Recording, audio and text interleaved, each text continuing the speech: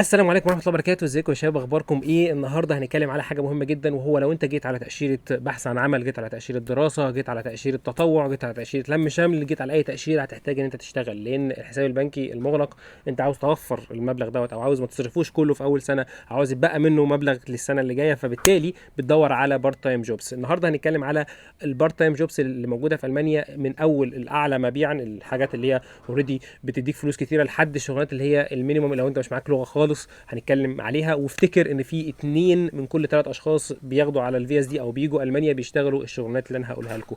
هنبدا اولا بالشغلانه اللي بتقول التدريس، وهي ان انت تدرس ناس معلومات تانية. يعني النهارده لو انا بتكلم جاي من مصر بتكلم انجليزي كويس، ممكن ادرس انجليزي للطلبه. لو انا كويس في الرياضيات ممكن ادرس ماث للطلبه في المانيا، وانا ممكن انا من اول 17 يورو في الساعه ل 30 يورو في الساعه. طيب خليني اقول لك انت بتحسبها ازاي، او يعني الموضوع بيتحسب ازاي. في حاجه اسمها المينيمم ويج، يعني اقل مبلغ ممكن تاخده في الساعه هنا في المانيا القانون حاطه وهو 13 يورو في الساعه. فالشغلانات اللي هي المينيمم ويجز اللي هنتكلم عليها برضو دلوقتي موجوده وسهله ومش محتاجه لغه خالص، دي بتبقى 13 يورو في الساعه. تاني حاجه وهي الاستشارات يعني ايه؟ يعني انا النهارده شغال في المجال بتاع البيئه، انا كعبد الله عماد فعلا شغال في المجال بتاع الاستشارات البيئيه وعندي شركه في مصر. طب انا موجود هنا في المانيا دلوقتي، اقدر اقدم هذه الاستشارات بالساعه. الساعه ممكن توصل لحد 90 يورو على حسب المجال اللي انت شغال فيه، واقل حاجه في الاستشارات تقريبا بتبقى 20 يورو في الساعه. طبعا رقم 3 دي اهم حاجه واحلى حاجه ممكن انت تلاقيها لو ربنا بيحبك، ودي الفتره بتاعت الدراسه بتاعتي الحمد لله ربنا كرمني بيها، وهي اللي انا اشتغل ورك ستودنت، يعني اشتغل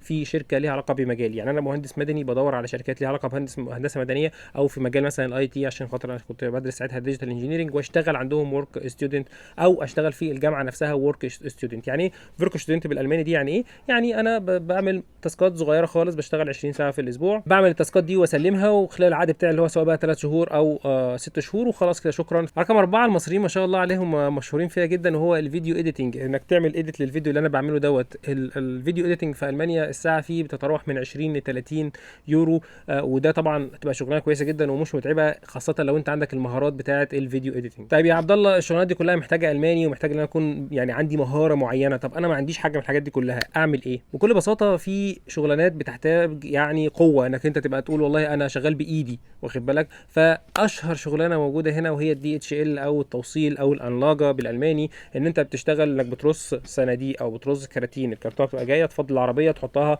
في الانلاجه او في المخزن، تاخد حاجه من المخزن تحطها في العربيه، وده بيبقى المينيمم ويج، بيبقى 13 يورو في الساعه. برضو من الحاجات المشهوره جدا اللي برضو بتاخد فيها المينيمم ويج، وهي انك تشتغل في الدليفري. لو انت معاك طبعا رخصه الموضوع هيبقى يوصل معاك ل 20 يورو في الساعه، لكن لو انت مش معاك رخصه وهتشتغل مثلا على العجله، برضو الموضوع ده هيبقى 13 يورو. وده سهل، مش محتاج اي لغه، مش محتاج اي حاجه، انت بتروح تاخد الاوردر وتروح تسلمه وشكرا.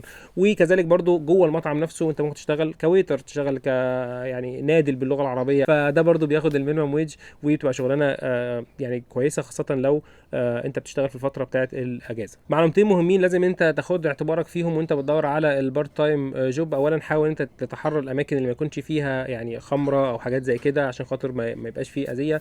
ثانيا لو انت اللغه بتاعتك مش احسن حاجه، حاول انت دايما تنقي حاجات تبقى تقدر انت تشتغل عليها بايدك. يعني مثلا تروح تشتغل في محلات زي اتش اند ام مثلا، بتعمل فيها هدوم، بترص هدوم، حاجات زي كده. خاصه لو بنات، بالذات البنات تحاول تبعد عن الحاجات اللي فيها مجهود بدني، اللي هي تشيل وتحط والكلام ده. حاول هي تلاقي حاجات يعني ايه، زي ما قلت لك، حاجات بتاعت المحلات، حاجات فساتين. نشيل بقى العقليه بتاعت مجتمعاتنا العربيه ان هو ما ينفعش ان اشتغل الشغلانات دي. لا، انت بتشتغل الشغلانات دي عادي خالص، لان ده مصدر رزق حلال. وبكده نكون خلصنا الفيديو بتاع النهارده. لو انت لسه مهتم بالموضوع بتاع البارت تايم جوبس، ممكن ننزل فيديو بعد كده بنتكلم فيه على الاقي بقى الحاجات دي فين واقدم عليها ازاي. لكن بالنسبه للفيديو النهارده انت عرفت ايه المجالات. لو انت مهتم بحاجه منهم او انت اوريدي كويس في واحده من المجالات ديت، اعرف ان انت لو جيت المانيا هنا هتعرف بسهوله تلاقي الشغل المناسب ليك جنب الدراسه او جنب البحث عن عمل اللي انت هتيجي عليه.